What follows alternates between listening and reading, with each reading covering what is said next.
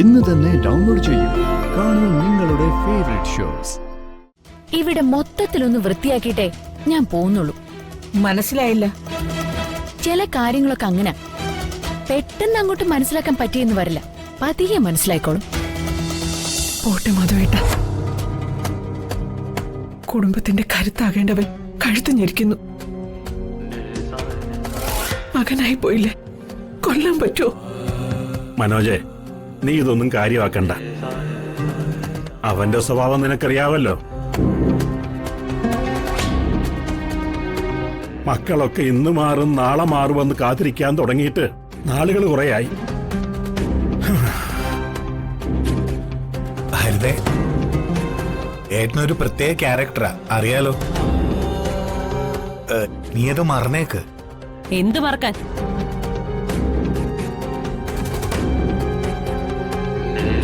ഒന്നും ഞാൻ മറക്കില്ല.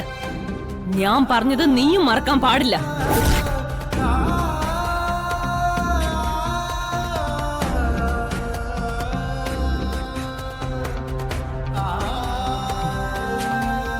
മോറങ്ങോട്ട്.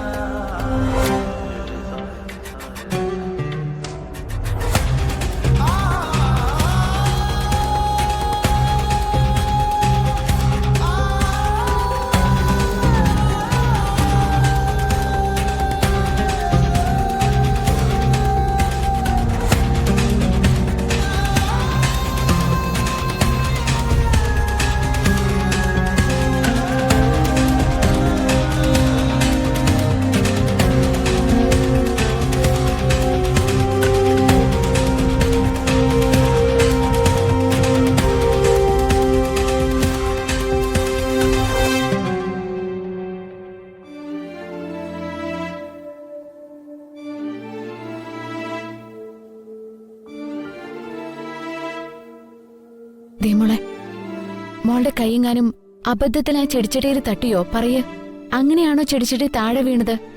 വന്ദനമ്മേ, എന്റെ കൈ ഒന്നും ചെടിച്ചട്ടിയിൽ തട്ടിയിട്ടില്ല. ദിയമോള് ചെടിച്ചട്ടി വീഴുന്നത് കണ്ടതുപോലുമില്ല. മോളെ, നീയാണത് ചെയ്തതെന്നാ ഇവിടെ എല്ലാവരും പറയുന്നത്.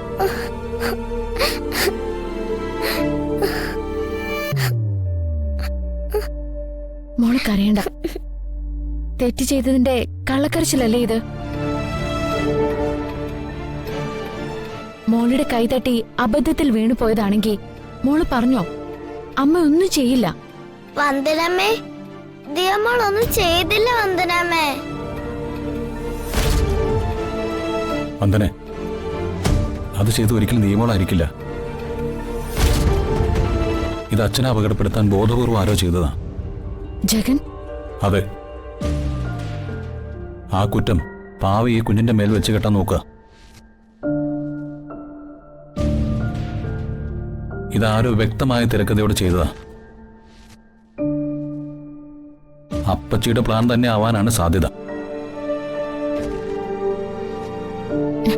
ജഗൻ, എനിക്ക് പേടിയാവുന്നു. എന്റെ മോളുടെ മേലെ കുറ്റം ചുമത്താൻ ശ്രമിക്കുന്നവര് നാളെ എന്റെ മോളെ കൊല്ലില്ല എന്ന് ആര് കണ്ടു? ഞാൻ പല പ്രാവശ്യം പറഞ്ഞിട്ടുള്ള കാര്യ, എന്നെ എന്ത് ചെയ്താലും സഹിക്കും. എന്റെ മോളെ ഉപദ്രവിച്ച ആരാണെന്നൊന്നും ഞാൻ നോക്കില്ല. കൊല്ലും ഞാൻ.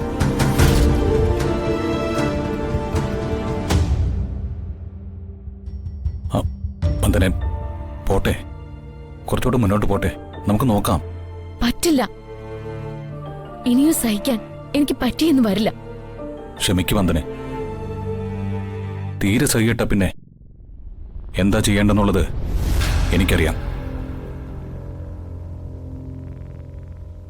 ജഗ,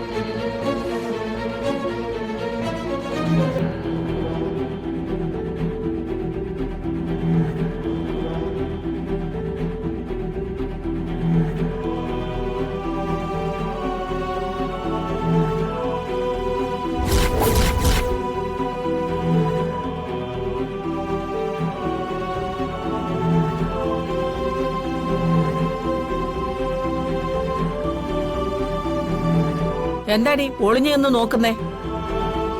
ശബ്ദം ഉണ്ടാക്കി നീ വന്നു കാണിക്കുന്നതല്ലേ എന്റെ മര്യാദ.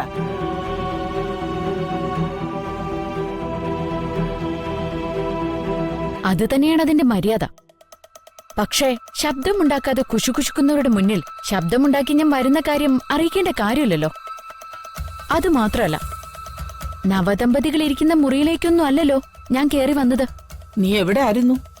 അമ്മായിയച്ഛന്റെ ഓഫീസൊക്കെ ഒന്ന് അടിച്ചു വരാൻ വേണ്ടി പോയതാ. എന്നാ ഇനി മുതൽ അവന്റെ ഓഫീസ് അടിച്ചു വരുന്ന ജോലി നീ ചെയ്യണ്ട. ഓഫീസൊക്കെ വൃത്തിയാക്കാൻ വേറെ ആളുണ്ട്. അതെന്താ അപ്പച്ചി, ഓഫീസ് അടിച്ചു വാരലിൽ നിന്ന് മാത്രം എന്നെ ഒഴിവാക്കിയത്? ഇവിടെ മൊത്തത്തിലൊന്ന് വൃത്തിയാക്കിയിട്ടേ ഞാൻ പോകുന്നുള്ളൂ.